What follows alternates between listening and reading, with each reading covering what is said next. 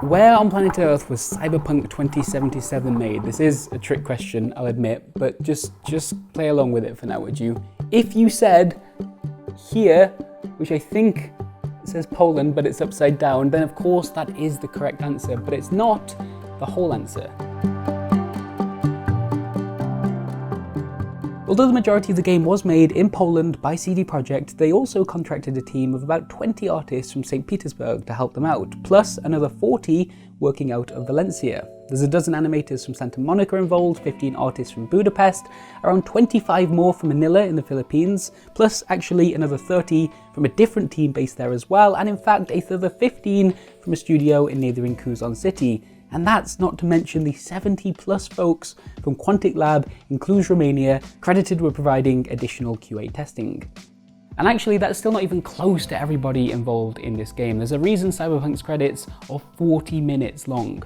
The point I'm making here is not unique to CD Projekt Red. So many of the games that you've played in the last year have relied heavily on outsourcing in order to get made. The Last of Us 2, Final Fantasy VII Remake, Star Wars Squadrons, Marvel's Avengers, Resident Evil 3, Ghost of Tsushima, they all required a ton of external help in order to get made. And so what? Why does that even matter? Well, although there are thousands of people working in outsourcing studios across the globe, most of us know very little about their work, and that fact alone makes them a potential target for exploitation. Last year, when CD Projekt boss Marcin Nowinski promised that developers wouldn't be forced to work excessive overtime or crunch in order to make Cyberpunk 2077, I don't think he was talking about the 200 plus people I just mentioned at the beginning of this video.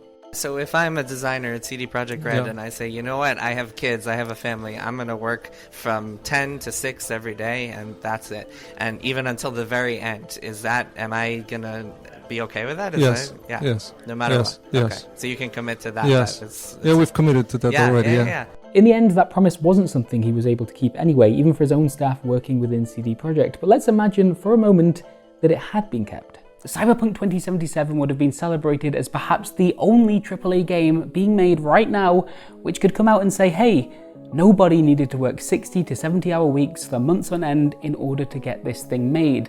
But if you're only looking at the home studio when you say something like that, then it's just not true. Again, this is not a video about Cyberpunk specifically, I just think it's a useful example to start with. No, this is a video about how most big budget games are being made. So here's what I'd like to find out. How does outsourcing work, and are the people that do it treated fairly? Over the last month, I've interviewed 19 current and former developers from 2 different outsourcing studios in Southeast Asia in an effort to answer those questions.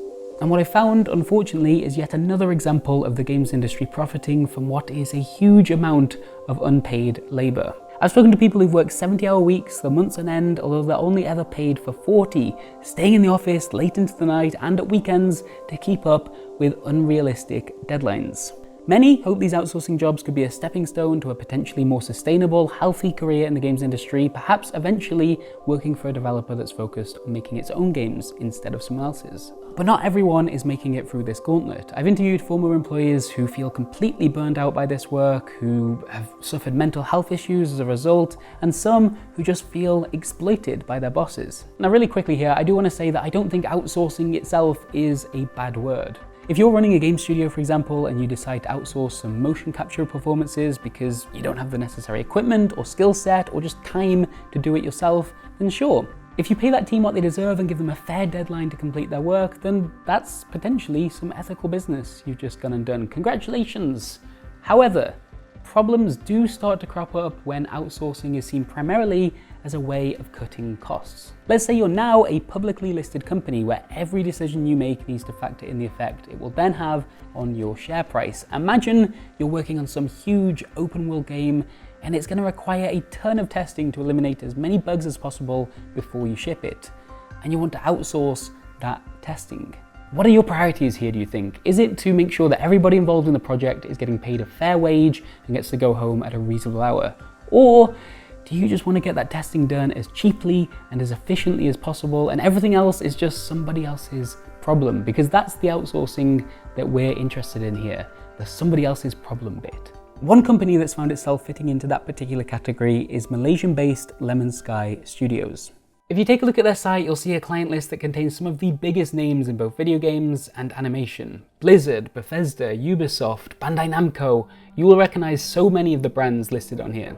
They've helped create games like The Last of Us Part 2, Spider-Man Miles Morales, Marvel's Avengers, Command & Conquer Remastered, Warcraft 3 Reforged, Gears 5, and Final Fantasy XIV Shadowbringers. This is an art studio, first and foremost, with around 300 employees specializing in concept art, 3D modeling, rigging, and animation. And it's also a studio with significant crunch problems. I've interviewed 11 current and former Lemon Sky employees, all of whom have asked to remain anonymous in order to be able to speak freely without risking their careers. And rather than reading their quotes myself, we've instead hired several Malaysian voiceover artists to help us out. Typically, the normal working hours are 8 hours a day, but frankly speaking, I'd be very lucky if I could go back and rest on time. I frequently worked for 12 plus hours, usually until 3 or 4 in the morning, and I also still need to go back to work on the weekends for many times. If the project isn't going smoothly, on the weekend you have to come back to catch up. During weekdays, you also have to OT until midnight sometimes. Everyone was so stressed out. I had a friend who cried at work in the bathroom too because she couldn't handle it. Another friend would often get only 3 hours of sleep and basically only go home to shower. During the longest OT, I would stay until 5 a.m. on rare occasions. I always see the same faces of people doing OT too, and some of them have even worked for 10 years. It makes me wonder if my future would be similar. Not every project is like this at Lemon Sky, but many of them are. One former concept artist told me how they went from doing almost no crunch while working on a TV animation to suddenly being required to do it almost every single day to keep up with the strict deadlines for Warcraft 3 Reforged. Now, Malaysia does have an employment act that says employees who overtime are meant to be paid at a rate of no less than 1.5 times their hourly rate of pay. But that's not happening here. Why not? Well, as another former employee explained to me, of all the overtime they did while working at the company, which was a substantial amount, they were only ever officially asked to do so once. That's the thing, the company never asked for it. Therefore, they do not have to pay for our OT. But we weren't given enough time to complete our tasks. If we work overtime, it's only because we are slow and need to catch up. It's always our fault that we couldn't complete it on time. That's how Lemon Sky puts it. Of course, they are not going to say, "Oh, you have to work overtime." But behind the scenes, it's just an unspoken rule. We did ask Lemon Sky directly if the studio wished to comment on these statements, but received no reply. One 3D animator told me that they'd worked on average about 70 hours per week over a 5-month period. That equates to hundreds of hours of unpaid labour. The starting salaries at Lemon Sky aren't too bad, with most junior staff I spoke with having been paid somewhere between 2,500 and 3,000 Malaysian ringgit per month. That's roughly $600 to $750 US. However, almost everyone I spoke to said there's no clear route within the company for promotion, and with it, a more senior role and a higher salary band. As a result, there's a huge turnover of staff each and every year at Lemon Sky as new, young, fresh graduates come in, work really hard, and potentially burn out after just a couple of years, only to be replaced by more young, fresh graduates should that happen. So you suddenly get this recipe for, I don't want to say abuse, but a recipe for eventual abuse. It shouldn't be overlooked, by the way, that the work these people are doing is impressive. If you take a look at the credits for Warcraft 3 Reforged, for example, you'll see 9 Blizzard artists listed right at the top, followed by more than 200 from Lemon Sky. The staff I spoke with who worked on that game told me that the vast majority of the art remastering for that project was done by them, with the approval of Blizzard, of course. And there was a similar setup for StarCraft Remastered as well. I'm desperate for that not to get lost in what also needs to be an important conversation here about working conditions. The artists I've spoken with are just as much a part of the games industry as those you'd find in California or London or Tokyo, even if they don't typically get the same kind of recognition. So why not treat them better? This is where the monster of the industry really comes out. In order to be appealing to a AAA client, like Activision Blizzard, you need to say, I have 100 or 150 people, and we can do this much in this much time. That gets you in the door, and after that, you negotiate a price point. Oftentimes, the artist scheduling is the part that ends up getting squeezed. Sometimes, it doesn't sound like a lot. Maybe you're just going to squeeze it by 5%, but 5% suddenly becomes 2 weeks of really late hours. But On paper, it is 5% to get a Blizzard job. And are you not going to take it? He told me that in his opinion, this was unlikely to change anytime soon. If an outsourcing studio like Lemon Sky decides on the next project they take to prioritize their employees' well-being and refuses to squeeze that extra 5%, then, he said, another studio elsewhere in Malaysia or Vietnam or China will take that work instead. That's not to say that this company's management isn't at fault. Plenty of current and former employees believe they are, but it would be unfair to suggest there aren't also some much more systemic issues at play here. A similar story can be found at Brandeville Studios in the Indonesian capital of Jakarta. This company actually started as a sort of Indonesian branch of Lemon Sky back in 2018 until management at both sides fell out, and eventually Brandeville became its own independent thing just last year. They originally helped out with some of the Lemon Sky projects like Warcraft 3 Reforged, but are now building their own portfolio of both games and TV work, including an unannounced Naughty Dog project. I felt compelled to speak with some of the people who've worked at Brandeville after reading some of the employee feedback left on company review site Glassdoor. With a current rating of just 1.2 stars out of 5, the sentiment ranges from okay first job to working here will take the joy out of making art, and hell on earth, but without the fire. I've interviewed 8 current and former employees of Brandeville who again asked to remain anonymous, and so we've hired several Indonesian voiceover artists to read their quotes. I would work every day until like 3 a.m. during my first few months, and when I say every day, that's including weekends. I actually lived at the office because it has its own dorm. There were around 7 of us who will do that. You have to do it or leave. I work OT almost every day, between 10 and 30 hours per week. Again, this overtime is entirely unpaid. When asked for comment, a representative from Brandeville's management team told me it's true that we don't pay the overtime because we also spend a lot of resources and we're still new. Most of our artists are entry level and some of them are not familiar with our technology yet, so we spend the costs for that first, for the training. Now, Brandeville might argue that this overtime is voluntary and that employees are just so passionate about their work that they choose to put in all those extra hours. And in fact, that's exactly what some employees said to me. If I like the project I'm working on, then I'm willing to spend more time, even Saturdays. Or sometimes I sleep in the office because I really want to finish my work. But many others described a toxic company culture that demands such commitment to the job and punishes those who don't make the right kind of sacrifice for Brandeville as a company. Multiple sources told me of one example in which 2 employees had come into work on a public holiday with the CEO himself having promised they could take the next Monday off to make up for it. The following morning, the pair received a long message from their other boss, who also happens to be the CEO's wife. It reads, "I really don't know how the situation was when Ken said switching the holiday for you. The thing is, you should reject Ken's offer." She asks how others might feel about them taking the day off and then adds 2 other employees who she feels have been working hard recently and says they still need to work on Friday, Saturday and Sunday. I didn't exchange any holidays for them. She then speaks to each of the 2 employees directly. To one, she says that they're new here and that maybe this has happened because they're unfamiliar with the company's culture. And to the second employee, she takes a stronger tact. "You kind of disappointed me. Your friend," and then she adds his colleague, "is there fighting every day so hard for the team, and you work with us for a while. You should know the culture and standard." It continues, "In conclusion, please don't get me wrong, I'm not blaming anyone, plus it's no one's fault.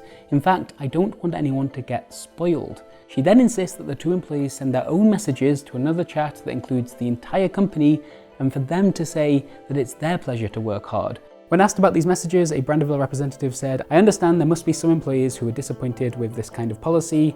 We always try to treat them fairly." These 2 bosses, who also live at the studio on a separate floor, have created a culture at Brandeville in which employees tell me you're either seen as a hard-working, passionate member of their family, or you're not welcome. If you OT a lot and never complain, that's what the company likes. As for the hours you do get paid for, the base salary here is significantly lower than Lemon Sky in Malaysia. Most of the junior employees I spoke to get paid between 4 and 5 million Indonesian rupiah, which equates to something like $300 and is around minimum wage. Honestly, it felt very off. That was the first thing that I realized. When I finished my first month there, I was wondering if we got overtime pay. I had a talk with my parents and they kind of yelled at me like, "What the hell are you doing? Why are you being an idiot?" That sort of thing. You're not treated as a human. You're just treated as a disposable artist. I'm not going back. Now we've looked at Lemon Sky and Brandeville in this video because these two studios are based in countries with rapidly growing video game outsourcing industries, but that's not to say that the issues we've talked about are at all limited to Southeast Asia. Dr. Anna Ozimek is a research associate at the University of York who specialises in digital labour. In 2019, she published a paper on the working conditions of Polish game testers employed at outsourcing studios in Warsaw. What she found was a badly paid workforce that relies so heavily on overtime that she also questioned how voluntary it truly was. In your paper, you talk about the effect of hope labour on people's decisions in those conditions. What is that referring to? Basically, putting work in underpaid or unpaid tasks in hope to receive future exposure and rewards and social recognition for this. So obviously the problem with this narrative is that it doesn't include discussion about lots of structural barriers or other factors that influence our career decisions and our career progression, and especially in entertainment industry and also in video game industry. It really matters, what kind of your access to networks is, your background, where you are placed, and so on and so on. So there's like the hope that, in the end, everyone will find a place in the industry, or, I will find my dream job. So even if this is not my dream job, this will lead to this final destination. How often in your research does that pay off in the end? Like how often do people end up making that transition and that hard work they did was all worth it in the end? So yeah, it is not like it is impossible, but it's extremely hard, and obviously putting lots of emphasis on individual. If you cannot make it, it means that you are a failure. Like you didn't try hard enough, right? This person didn't succeed because I know someone from my colleague who managed to become a producer at the end. Which is fantastic, but there are lots of barriers and there are lots of problems around this thinking, especially in the industry that is actually exploiting passion. The issues facing outsourcing workers are in many ways a reflection of the very same issues facing the rest of the games industry. According to the International Game Developers Association, some 41% of game devs crunch as part of their jobs. This industry has always been built on hope labour. However, I think it's super important to note that while these last few years may have seen a much needed increase in the reporting of working conditions at video games companies, as well as a growing unionization movement, outsourcing studios in lower income countries are almost never a part of those conversations. There's a concern here, I think, that as video games' most successful names like Naughty Dog, Rockstar Games and CD Projekt face growing pressure to improve their own working conditions for their staff, they may simply decide to just outsource the crunch. Because when companies like Lemon Sky and Brandeville are so incentivized to do everything they can to keep costs down and just squeeze the extra 5%, then surely it will always get squeezed. And at some point, if that keeps on happening, then crunch culture is no longer an unfortunate side effect of the business. It is in fact the product that's being purchased. Thank you so much for watching. A ton of work went into this video, and to be entirely honest with you, the only reason we can afford to spend a month conducting interviews with 20 different people to make sure we get this story right is Patreon. Simple as that. So if you'd like to chuck us a few quid to help us keep making video journalism just like this, we would really appreciate it. Patrons get access to a PMG Discord server and other cool bits and pieces. Like this month, my old high school asked me to record a video for their students about what it is that I do for a job, which I'm terrified about, by the way. Kids can be cruel. Anyway, if you're a People Make Games patron, you can take a look at that video that I've sent them.